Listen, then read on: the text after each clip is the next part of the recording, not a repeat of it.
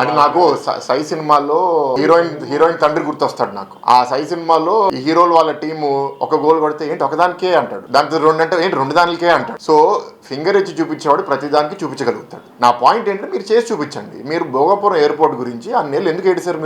మీరు 5 ఏళ్ళు ఎందుకు పూర్తి చేయలేకపోయారు? ఇప్పుడు మీ ప్రభుత్వం వచ్చింది సరే, 2023 నవంబర్లో వాళ్ళు పని ప్రారంభించారు అనుకుందాం. మీ ప్రభుత్వంలో 5 నెలలు పని జరిగింది, అంత ఎలక్షన్స్ అయింది. మేము ఇప్పుడు మా ప్రభుత్వం వచ్చిన 2 years కి ప్రాజెక్ట్ పూర్తయిపోతుందిగా, అది మీరు ఎందుకు చేయలేకపోయారు? అంటే మీరు అదనంగా ఏం చేశారు? 2700 ఎకరాల్లో 500 ఎకరాలు తిరిగి తీసుకున్నారు, మీ ఘనత అది. మేమేంటి ఆ 500 ఎకరాల్లో ఒక ఏరో సిటీ ఎట్లా డెవలప్ చేయాలి, అక్కడ ఏరోనాటికల్ మ్యానుఫ్యాక్చరింగ్, రిపేరు, ఎంఆర్ఓ ఎట్లా తీసుకుని రావాలని అక్కడ చేస్తున్నాము.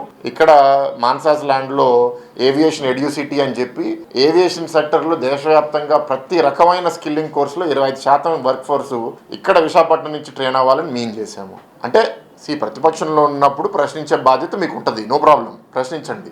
బట్ మై పాయింట్ ఈస్, మాకు ఇప్పుడు వీడియో ఎవిడెన్స్ ఉంది, మేము కేసులు పెడతాము. ఎర్రబస్ రాని గ్రామానికి ఎయిర్పోర్ట్ అవసరమా? ఈగలు దోలుకునే ఎయిర్పోర్ట్కి ఇంకో ఎయిర్పోర్ట్ అవసరమా? 25 కిలోమీటర్ల దూరంలో భోగాపురం అవసరమా? ఇవన్నీ మాడతారు. విజయవాడ ఎందుకు వాళ్ళు ఎందుకు అది చెప్తారో చెప్పినా, they want to set the agenda. మనం ఏ మాట్లాడితే వాళ్ళు బి ఎందుకు మాట్లాడతారు, బి గురించి మనం రెస్పాన్స్ ఇస్తే ఏ గురించి ప్రజలు మర్చిపోతారని. మేమంత ఎదవలో ఏం కాదు.